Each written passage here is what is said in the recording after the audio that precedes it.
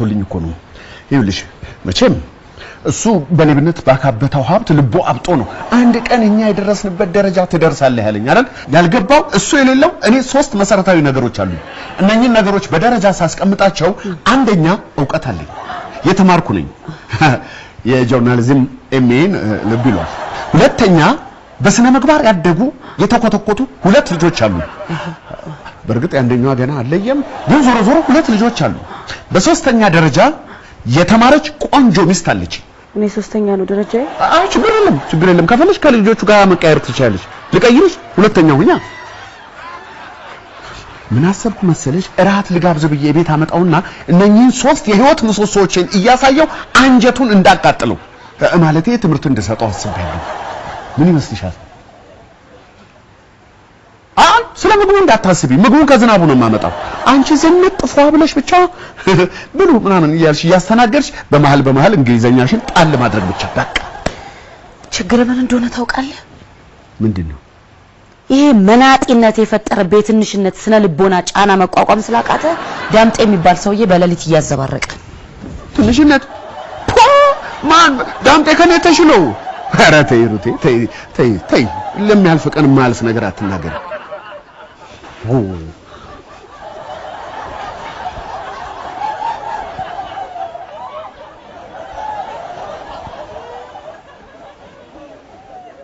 ደግሞ መናጤ አይደለም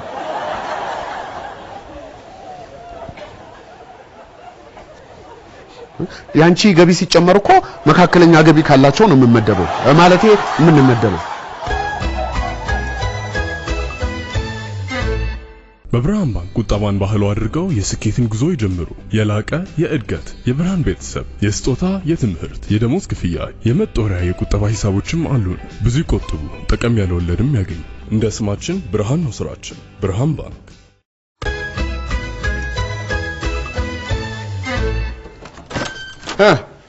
እናንተ ውሬዎች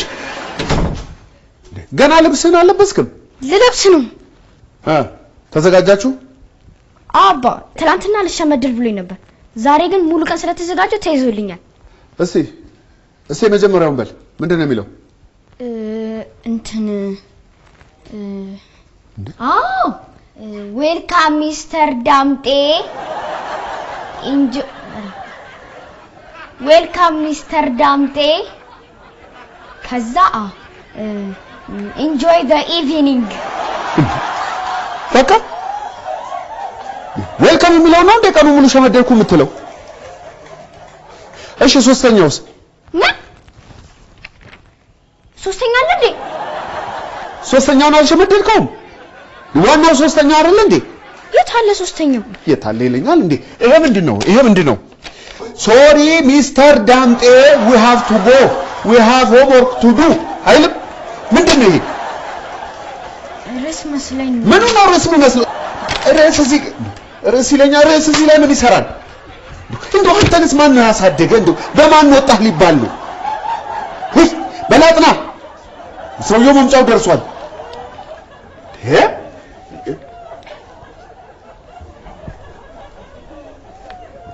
እሺ አጅሪ ዕውቀት አለኝ ነው ግን ቆይ ሰውየው አማርኛ ከቻለ ለምን በአማርኛ እንታወቅ ወይ ጉድ የኔ ስንት ጊዜ ልንገርሽ አይዞሽ አንድ ቀን እኛ የደረስንበት ትደርሻለሽ ብሎ የተመጻደቀብሽን መሃይም በሰረቀው ሀብት የሚመካ አንድ ደደብ በምን ልንቀጣው እንችላለን እስቲ ንገሪኝ እስቲ በምን ትቀጫዋለሽ እንዴ እኔ ለምን እቀጣዋለሁ የፍርድ ቤት ስራ ነው መቅጣት አዎ የፍርድ ቤት ነው ግን እንደ ቤተሰብ ከኛ የሚጠበቅ ነገር አለ ከገንዘብ በላይ ዕውቀት ጠቃሚ መሆኑን የምናሳውቅበት ብቸኛው መንገድ ቤተሰቡ በሙሉ የተማረ መሆኑን በማሳየት ነው ግን እኮ እንግሊዘኛ ቀተር ይኸውልሽ ካንቺ ጋር ክርክር ነው የሰለችኝ እና ምንድነው ቋንቋ ነው ዕውቀት የሌለውም ሰው እኮ ሊያወራው ይችላል ለምሳሌ አሁን አንተ የጠራኸው ሰው ሊያወራው ይችላል ዳምጤ አይ ዳምጤ እንግሊዘኛ የምትሆነው አራታስቂ ይኸውልሽ ስለማታውቂው ነገር አትናገሪ ዋናው ነገር እንድች ብላችሁ አማርኛ እንዳትቀላቀሉ sorry Mr. Dante we have to go sorry Mr. Dante ይሄ ነገር ማጠር አይችልም እንዴ? በጣም ረጅም ነው እንግሊዘኛ።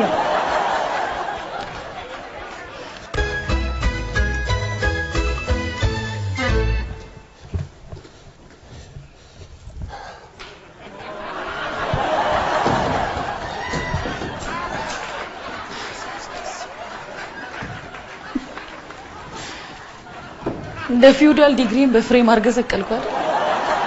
ዲግሪ እኮ ብርቅ አይደለም በሲ ይሄ እኮ ዲግሪ አይደለም ኤምኤ ነው። እንደውም ያንቺን እዛ ጋር በሰቀው ግራና ቀኝ ለማጣደፍ እንዴት ጥሩ ይሆን ነበር። ምንድነው የለበሽው? ሩቴ ምንድነው? አሁን ይሄ ሰው ፊት ይለበሳል እንዴ? አረ ለቡጩ በእናትሽ ሆነ ያ ይሁን አንተ ቀዩን ብታረጊው ሊታይ እንጂ ሩቴ ምንም እኮ ፊደል ባይቆጥር ያን ያህል መናቅ የለበትም። ይሄ ምን ሆነ? ብዙም ያ ቀዩ ነበር የሚሻለው ትንሽ ሞቅ አይ ከፍ ሰቅ ይሄ ተመችቶኛል።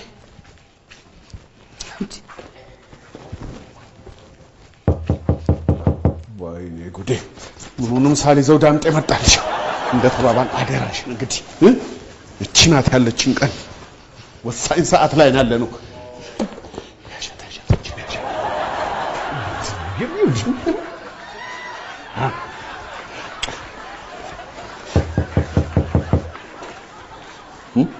በተቻለ ቀን ዕውቀትሽን ለማሳየት ሞክሪ እሺ?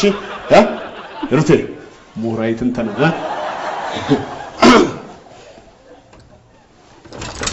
በስዬ በጣም ይቅርታ በእውነት ትንሽ አረፈርኩ መሰለኝ። ፈረንጆች ምን ይላሉ መሰለ? the person you are mad at for being ያ late ወዳጅ ቤቱ ያው እንደዚህ ባዶ እጄን አልመጣም ብዬ ወዲያ ስለ አንዳንድ ነገር ፍለጋ ትንሽ አረፈርኩ መሰለኝ። ይቅርታ ዶናፍቱ እኮ ዶናፍቱ ጌት ኢን ሂሩት ማለት አንቺ መሆን አለብሽ። በስዬ ስለ አንቺ በጣም ብዙ ነገር ነግሮኛል። እንኳን ደህና መጣ። እንኳን ደህና ቆየሽ። እንዴት ነሽ? ጌሊሽ ስለመጣህ በጣም ደስ ብሎኛል። እኔም ደስ ብሎኛል። ተቀመጥ። እሺ over there here እዚህ ሲት እዚህ here እዚህ ሆነ ያው ቤቱንም በደንብ እንድታየው በዚህ ፊት ለፊትም ሁሉንም በደንብ እንድታየው ብዬ ነው።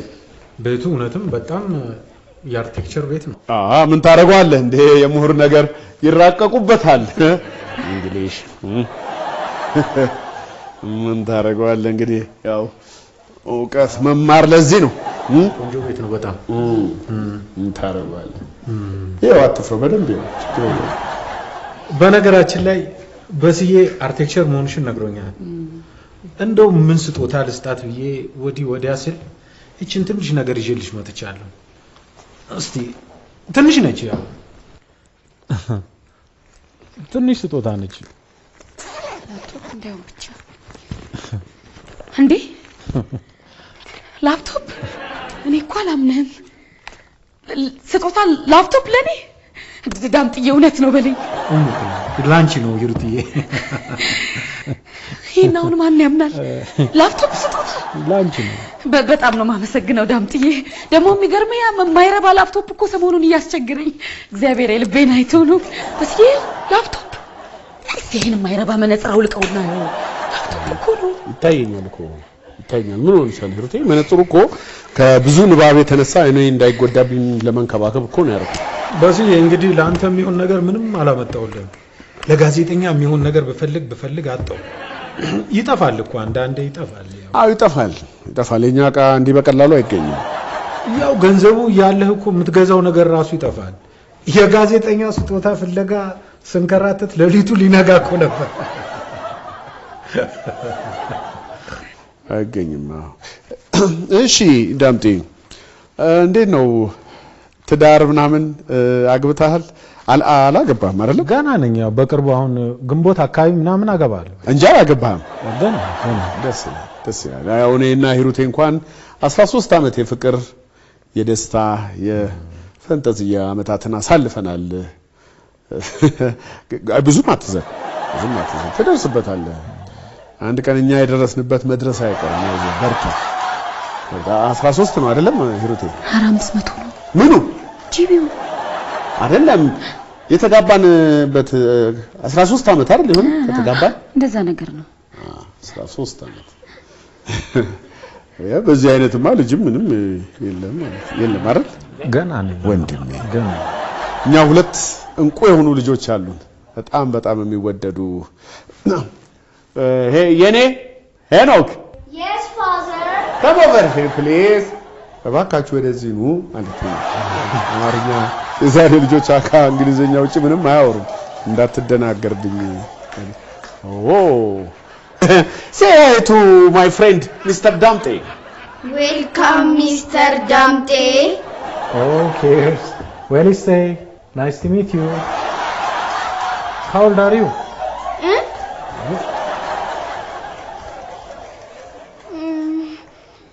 Sorry Mr. Damte Hey ይበቃል ሂዱ ግቡ ተው ይበቃል ይባልኳት ወግዲ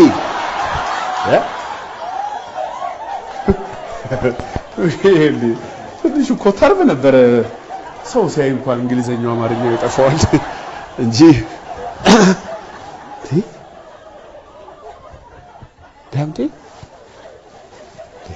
እንግሊዘኛ ተማርክ እንዴ ምን ገንዘብ ካለ ምን ችግር አለ ብለህ ነው ፈለከው ነገር መማር ትችላለህ በስዬ ዋናው ገንዘቡ ነው እውነት ነው ዳምጥዬ እውነት ነው ራሙ ራሱ ፈጣን ነው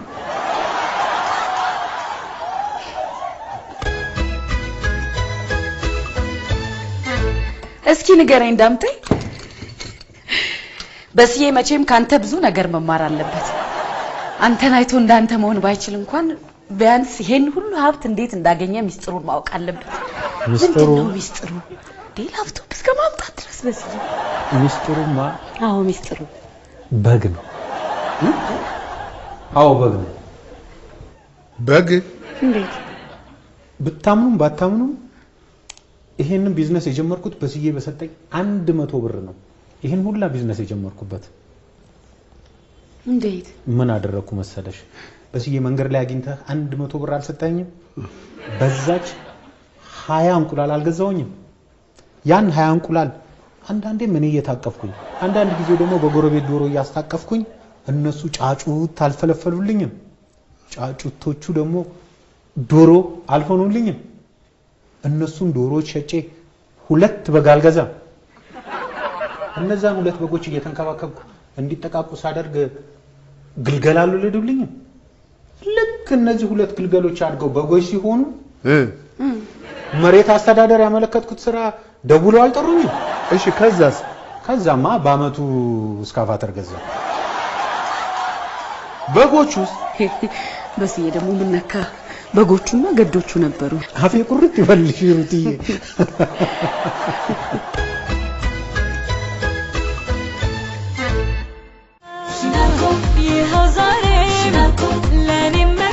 ይህም ፕሮግራም ስፖንሰር በማድረግ ያቀረበላችሁ የጥንት የጠዋቱ የሲናልኮ ለስላሳ መጠጥ ነው ካርቴጅ አውትሌት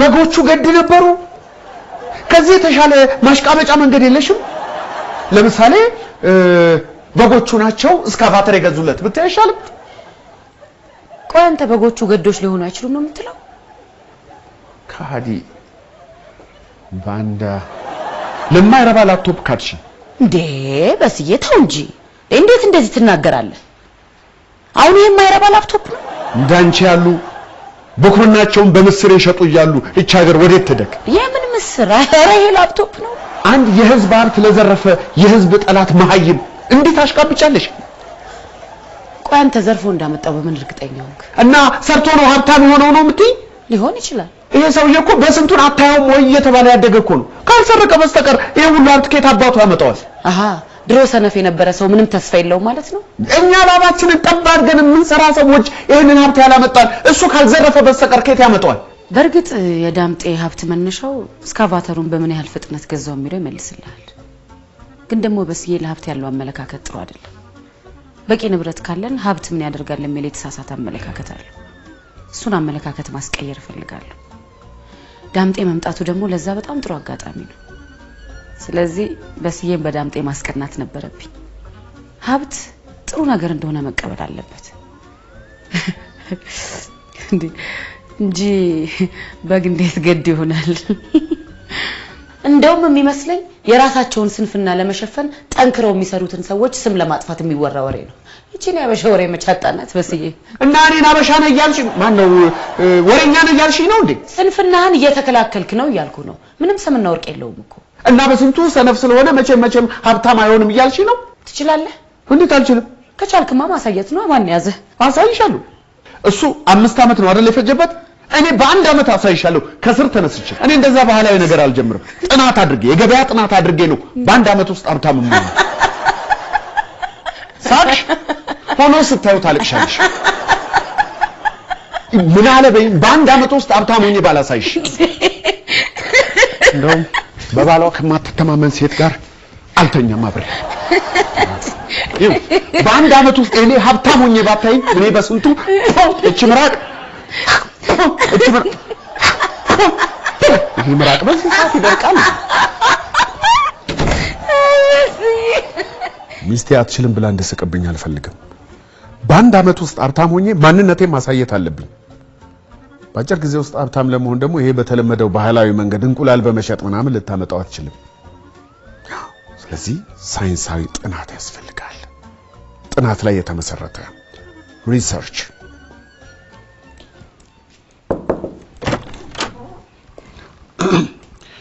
ይቅርታ የኔን ቢሮ ስለረሳሁት ነው።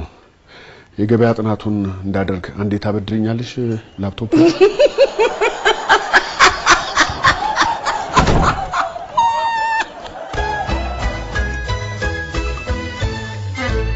ከጥንት ጀምሮ የሰው ልጅ በከፍተኛ ሁኔታ ከምግብ ጋር የተቆራኘ ነው። አድኖ ይበላል፣ አርሶ ይበላል። እንኳን አንዳንዴ ሲደብረኝ ራሴን አይዞ ሰው የደረሰበት መድረስ አይቀርም ለማለት ማነሳው ፎቶ ነው። አርሶ ይበላል፣ ሰርቆ ይበላል፣ እየሄደ ይበላል። ምግብ ለሰው ልጅ ምሰሶ ነው። ምሰሶ። ሰው ያለ ምግብ መጨረሻው ምንድነው? ሞት ነው። ምግብ የሰው ልጅ በቀን በቀን የሚከውነው ተግባር ነው። ስለዚህ አንድ ሰው በቀላሉና በፍጥነት ሀብታም ለመሆን ማጥናትና ገበያውን ትኩረት ማድረግ ያለበት የሰው ልጅ በቀን በቀን የሚያደርገው ተግባር ላይ ነው። ስለዚህ የሰው ልጅ በቀን በቀን ይመገባል ካልን ጥርሱን መፋቁ አይቀሬ ነው። መፋቅ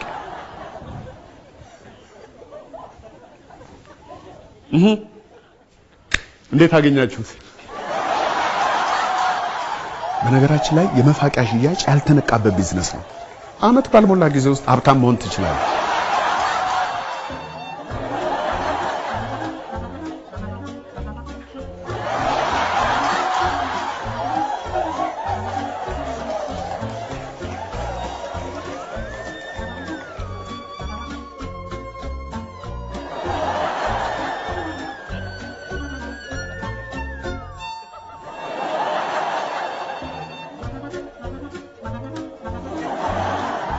አለ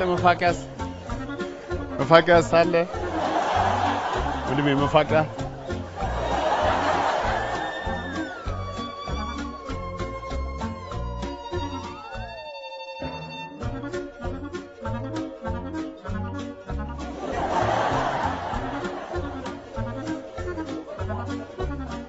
እንደዚህ አይነት ጥቃቅን ነገሮች ተስፋ ሊያስቆርጡ አይገባም። ብዙዎች ባለጸጋ እንዳይሆኑ ያደረጋቸው ተስፋ መቁረጥ ነው። አንድ ያመንክበትን ነገር ስልትህን